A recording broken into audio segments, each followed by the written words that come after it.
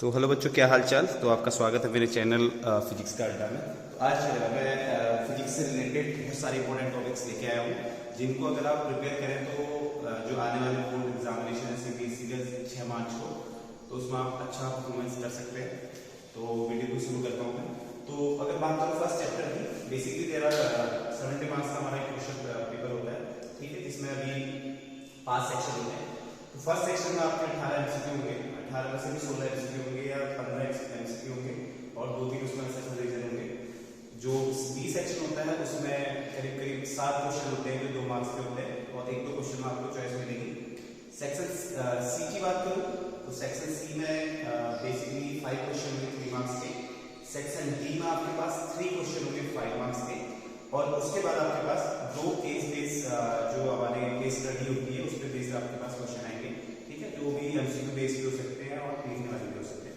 तो अगर बात करूं फर्स्ट चैप्टर की, मैं इलेक्ट्रोस्टैटिक्स की फर्स्ट यूनिट की बेसिकली बात करूं तो पहला तो आपका चैप्टर 1 है और दूसरा है चैप्टर 2। तो चैप्टर 1 की बात करूं तो इसमें सबसे बेसिकली जो क्वेश्चन पूछे जाते हैं वो इक्विलिब्रियम की, चार्ज इक्विलिब्रियम में होता है और चार्ज की वैल्यू क्या होगी कि ये दो चार्ज इनके बीच अगर मैं किसी दो चार्ज के बीच चार्ज करता हूं तो वो इक्विलिब्रियम होगा। इस तरह का एक क्वेश्चन बहुत ज्यादा पूछा जाता है, ठीक। साथ में कभी कभार सुपरपोजिशन से रिलेटेड भी क्वेश्चन वहां पे पूछा जाता है। उसके बाद अगर बात करें इलेक्ट्रिक फील्ड लाइन से, इलेक्ट्रिक फील्ड लाइन की प्रॉपर्टी से रिलेटेड एक क्वेश्चन आ सकता है, एक क्वेश्चन पूछा जा सकता है क्योंकि बहुत सारी प्रॉपर्टीज हैं, ठीक। उसके बाद जो इंपॉर्टेंट टॉपिक होगा डायपोल, इसमें जो सबसे ज्यादा इंपॉर्टेंट है डायपोल से रिलेटेड बेसिकली जो क्वेश्चन पूछा जाता है वो पूछा जाता है टॉर्क। साथ में इक्वेटोरियल और एक्सियल पॉइंट पे भी इलेक्ट्रिक फील्ड निकालना पूछ सकते हैं। तो बेसिकली आप अगर टॉर्क प्रिपेयर करें और साथ में उसमें स्टेबल कंडीशन प्रिपेयर करें तो ये बहुत ज्यादा कॉमनली एग्जाम में पूछा जाता है। अब बात करें इसमें सबसे मोस्ट इंपोर्टेंट टॉपिक की, तो वो है गॉस थ्योरम। गॉस थ्योरम बहुत ज्यादा इंपॉर्टेंट है, तो इसको आपको प्रिपेयर करना ही करना है बिल्कुल 100%, और 98% चांसेस ये होते हैं कि इससे क्वेश्चन हमेशा आता है। तो उसकी एप्लीकेशन और गॉस थ्योरम और साथ में उसकी एप्लीकेशन में आपको state infinitely state current carrying wire के लिए इलेक्ट्रिक फील्ड निकालना पड़ सकता है, प्लेन शीट के लिए इलेक्ट्रिक फील्ड लाइन निकालना पड़ सकता है, या स्फेरिकल सेल के लिए इलेक्ट्रिक फील्ड निकालना पड़ सकता है। लेकिन ये गॉस थ्योरम इसमें बहुत ज्यादा क्या होने वाला है, इंपॉर्टेंट होने वाला है। ओके, आगे बात करो सेकंड चैप्टर की जो इलेक्ट्रिक पोटेंशियल है, तो उसमें आपका इक्विपोटेंशियल सरफेस और उसकी प्रॉपर्टी उसको प्रूव करना बहुत बार पूछा जाता है। साथ में उसमें इलेक्ट्रिक पोटेंशियल एनर्जी से बहुत ज्यादा क्या पूछा जाता है, न्यूमेरिकल पूछे जाते हैं। तो ये पेपर आपको बिल्कुल करना है, ठीक है। इसमें एक और बहुत इंपॉर्टेंट चीज है कि जब दो चार्जेस को एक्सटर्नल इलेक्ट्रिक फील्ड में रखते हैं तो टोटल इलेक्ट्रिक पोटेंशियल एनर्जी इसमें पूछ ली जाती है, electric potential energy due to dipole इसमें पूछ ली जाती है, ठीक। अब इसके बाद बात करूं कैपेसिटर का, तो कैपेसिटर में पहले तो कैपेसिटर और without dielectric and with dielectric दोनों ही बहुत ज्यादा इंपॉर्टेंट है। तो इससे कहीं ना कहीं से क्या होता है, क्वेश्चन जरूर पूछा जाता है, तो ये भी आप इसमें क्या कर सकते हैं, प्रिपेयर कर सकते हैं। और एक और इंपॉर्टेंट बात अगर आपको बताना चाहूं, बेसिकली बोर्ड का पैटर्न ये कहता है कि जो आपका फर्स्ट चैप्टर है, बेसिकली फर्स्ट चैप्टर, उससे एक 5 मार्क्स का क्वेश्चन आपका बहुत प्रोबेबिलिटी होती है आने की, तो करीब 95% एक क्वेश्चन जो 5 मार्क्स का होगा वो फर्स्ट चैप्टर से ही आपका है। हो सकता है कि यहां से भी नहीं क्लियर करते उसको, तो आप ये मान सकते हो कि फर्स्ट यूनिट से आपका एक 5 मार्क्स का क्वेश्चन है, ठीक। अब थोड़ा आगे बढ़ा, बात करें इलेक्ट्रोडायनामिक्स की, तो इलेक्ट्रोडायनामिक्स का जो थर्ड चैप्टर है that is electrostatics, sorry electricity. Electricity में ड्रिफ्ट वेलोसिटी और उसका करंट के साथ, रेजिस्टेंस के साथ, रेजिस्टिविटी के साथ जो भी रिलेशंस हैं वो सब पूछे जाते हैं, मोबिलिटी पूछ ली जाती है।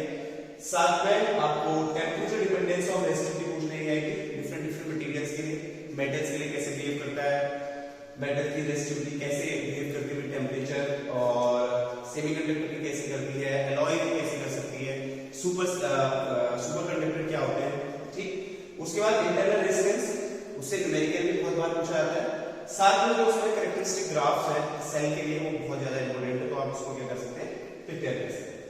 अब इससे पिछली बार क्योंकि इसमें पोटेंशियल मीटर और ऐड था तो ज्यादातर पोटेंशियल मीटर ले लिया जाता था, इस बार पोटेंशियल मीटर को हटा दिया गया। तो आप कह सकते हो कि इस बार एक क्वेश्चन हो सकता है किरचॉफ लॉ से भी पूछा जाए, बेसिकली किरचॉफ लॉ क्या है, और या कोई न्यूमेरिकल दे दिया जाए उसको सॉल्व आप कर सकते हैं, इसमें करंट की वैल्यू निकाली जा सकती है। ओके, अब इस सीरीज में जो सबसे बड़ा चैप्टर होने वाला है बच्चों को होने वाला है आपका fourth chapter, that is magnetic effect of electric current. अब magnetic effect of electric current में क्या है, जो सबसे इंपॉर्टेंट लॉ है दैट इज बायो सावर्ट, ठीक है। Whatever the role of Coulomb law in electric statics, वही रोल यहाँ पे किसका बायो-सैवर्ट लॉ का है, इसमें इलेक्ट्रोडायनेमिक्स, फिजिक्स, मैग्नेटिज्म। तो बायो-सैवर्ट लॉ और उसका वेक्टर फॉर्म, ठीक है। बात करें उसकी एप्लीकेशन की, तो स्ट्रेट करंट कैरिंग वायर की वजह से न्यूमेरिकल पूछ लिया जाता है, ठीक है।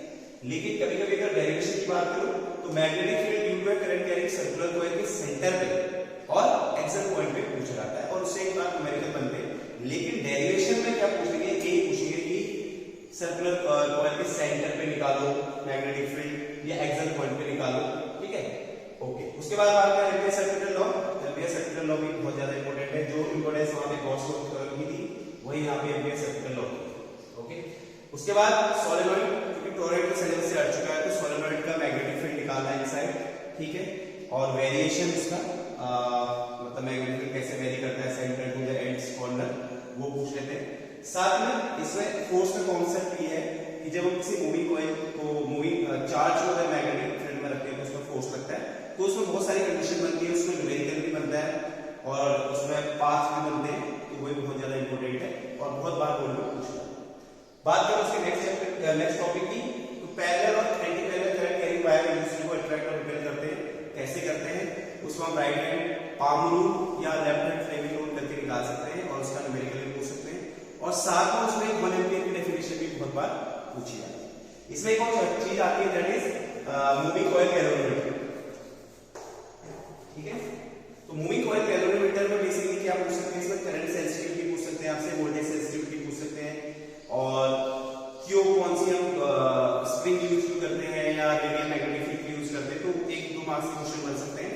तो इसमें बेसिकली देखा गया है कि जो सेंसिटिविटी है उसमें एक क्वेश्चन जरूर बनता है बोर्ड के एग्जामिनेशन।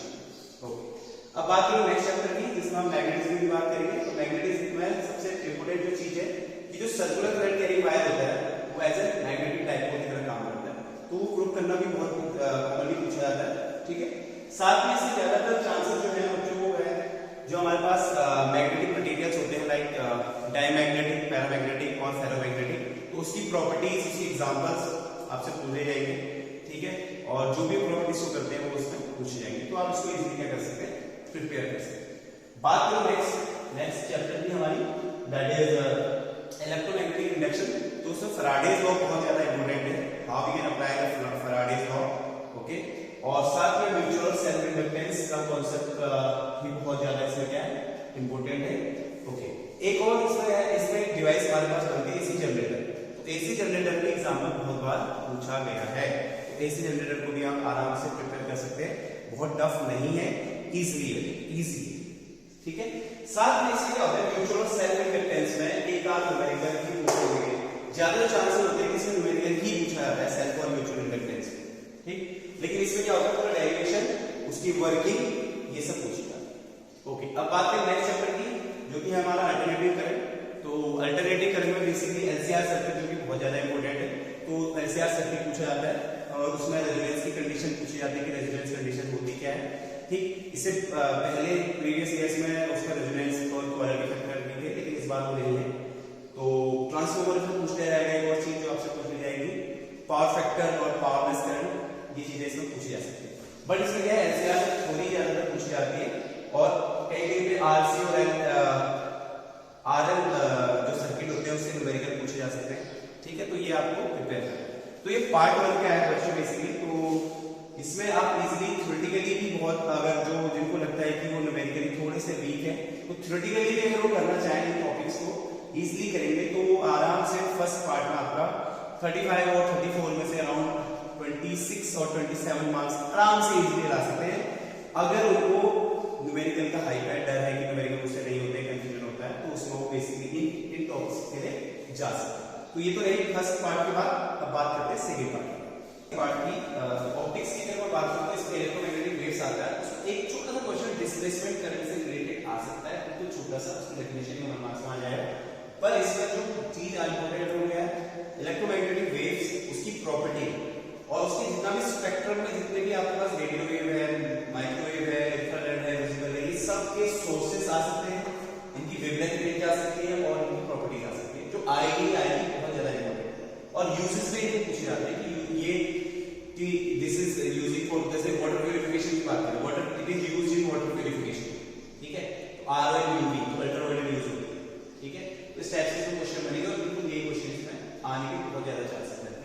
बात करूं उसका रे ऑप्टिक्स की, तो रे ऑप्टिक्स में टोटल इंटरनल रिफ्लेक्शन, उसकी कंडीशन और साथ में उसके साथ एक न्यूमेरिकल बनता है जो बहुत ज्यादा इंपॉर्टेंट होने वाला है। कॉम्पिटिटिव एग्जामिनेशन में भी इसके अंदर बनता है न्यूमेरिकल बनता है। मिरर और लेंस फॉर्मूला जिसको आप इजीली तैयार कर सकते हैं, साथ में लेंस मिरर फॉर्मूला भी आप इसमें प्रिपेयर कर सकते हैं। रिफ्लेक्शन थ्रू सरफेसेस में कभी कभी न्यूमेरिकल पूछ लिया जाता है, पर लेंस मिरर फॉर्मूला बहुत ज्यादा इंपॉर्टेंट है, डिराइव करने को पूछ लिया जाता है। ठीक, अगर बात करूं नेक्स्ट टॉपिक की, तो power of the power and combination of lenses. अगर एक या दो से ज्यादा लेंसेज को हम कंबाइन करते हैं तो उसका पावर और उसकी फोकल लेंथ में क्या चेंज हो जाते हैं वो, और उससे रिलेटेड न्यूमेरिकल बहुत इंपॉर्टेंट है, बहुत ज्यादा पूछा जाता है। साथ में prism, angle of deviation, angle of prism, angle of incident और एंगल ऑफ कन्वर्जेंस के बीच रिलेशनशिप, एंगल ऑफ डेविएशन और इंसिडेंट एंगल का ग्राफ, और रिफ्रैक्टिव इंडेक्स और मिनिमम एंगल ऑफ डेविएशन का जो रिलेशन है वो बहुत ज्यादा इंपॉर्टेंट इसमें है, वो पूछा जाता है। लेकिन अगर बात करें उसके सबसे इंपॉर्टेंट टॉपिक की चैप्टर के, तो ये कंपाउंड माइक्रोस्कोप और एस्ट्रोनॉमिकल टेलीस्कोप बहुत ज्यादा इंपॉर्टेंट है। मींस ये आपको आने ही आने हैं, आप कैसे भी इसको याद कर सकते हैं। ठीक है, इससे इसकी थ्योरी और इसका जो रे डायग्राम होता है, ठीक है, और एक साथ में न्यूमेरिकल पूछा जाता है। अब एक बात अगर मैं आपको बताऊं कि जो रे ऑप्टिक्स है और जो वेव ऑप्टिक्स है वो ऐसे दो चैप्टर है जिसमें से एक 5 मार्क्स का क्वेश्चन पूछा जाता है, बिल्कुल कंपलसरी है कि रे ऑप्टिक्स के वेव ऑप्टिक्स में से ही पूछा जाए। तो बहुत बार ऑप्शन ये हो जाता है कि एक रे ऑप्टिक्स से पूछा जाता है, उसके साथ एक और होता है तो वो वेव ऑप्टिक्स के साथ पूछा जाता है, लेकिन उसमें एक क्वेश्चन हमेशा कंपाउंड माइक्रोस्कोप या एस्ट्रोनॉमिकल टेलीस्कोप का बिल्कुल होता है। तो ये दो टॉपिक आपको बिल्कुल बाय हार्ट आपको प्रिपेयर करने हैं, ये बहुत ज्यादा इंपॉर्टेंट है। ठीक, बात करें अगर वेव ऑप्टिक्स की, हाइजेंस थ्योरी, हाइजेंस की कंस्ट्रक्शन जो भी थे, और साथ में हाइजेंस प्रिंसिपल की हेल्प से जो आपके laws reflection and laws of reflection है वो प्रूव करना बहुत ज्यादा इंपॉर्टेंट है। साथ में बात करूं अगर इंटरफेरेंस की, तो इंटरफेरेंस में आपका constructive destructive type, path difference और phase difference relationship, fringe width की relationship, on what factor it depends और इंटेंसिटी कर्व। ये हल्का सा अगर आप इसको देखेंगे, रिव्यू करेंगे, तो इसमें न्यूमेरिकल बहुत ज्यादा बनता है इस वाले। ठीक है, न्यूमेरिकल बहुत ज्यादा पूछे जाते हैं, पाथ डिफरेंस या फेज डिफरेंस की कंडीशन पूछ ली जाती है, या कभी कभी इंटेंसिटी कर्व भी पूछ लिया जाता है, और बहुत बार ये भी होता है कि डिफ्लेक्शन और इंटरफेरेंस में डिफरेंस भी पूछ लिया जाता है। तो ये सब आज कह सकते हैं सिग्नेचर्स। ठीक, अगर आगे बढ़े तो 11th chapter that is dual nature में आपका जो नॉर्मल एक्सपेरिमेंट हुआ था वो फेल क्यों हुआ, साथ में आइंस्टाइन ने उसको कैसे सही किया, ठीक है, प्लैंक थ्योरी की हेल्प से कैसे उसको सही किया, तो उससे और उससे जो भी पोस्टुलेट है वो कैसे प्रूव किए, तो वो थोड़ी सी थ्योरेटिकली वो पूछा जाता है। लेकिन इस वाले में जो ग्राफ्स है, इसके जो ग्राफ है, चाहे वो इंटेंसिटी और स्टॉपिंग पोटेंशियल का हो, स्टॉपिंग पोटेंशियल फ्रीक्वेंसी का हो, काइनेटिक एनर्जी का, सॉरी आपका ये प्लैंक कांस्टेंट का स्लोप, अगर जो स्लोप दिखाता है वो स्लोप हो, ये कुछ भी हो, तो इससे जितने भी ग्राफ है इस चैप्टर में बहुत ज्यादा इंपॉर्टेंट है, तो बिल्कुल आपको याद कर लेना है। ठीक, बात करो एटम की, तो एटम में बोर मॉडल बहुत ज्यादा इंपॉर्टेंट है। Bore radius of nth orbit, साथ में स्पेक्ट्रल सीरीज लैमन बावन पार्शियल ब्रैकेट 5, ठीक है, क्या वैल्यू होती है, कब शॉर्टेस्ट वेवलेंथ होती है, कब लॉन्गेस्ट वेवलेंथ होती है, ये भी आपको बहुत ज्यादा इंपॉर्टेंट होना चाहिए, क्योंकि एग्जाम में पूछ लेते हैं कि फाइंड द लॉन्गेस्ट और शॉर्टेस्ट फ्रीक्वेंसी और वेवलेंथ, बेसिकली वेवलेंथ पूछे। ठीक, बात करो नेक्स्ट चैप्टर की न्यूक्लियर, न्यूक्लियर में मास डिफेक्ट कैसे हम निकाल सकते हैं, साथ में बाइंडिंग एनर्जी और बाइंडिंग एनर्जी कर्व और इसका सिग्निफिकेंस बहुत ज्यादा इंपॉर्टेंट है और बहुत बार एग्जाम में पूछ लिया जाता है।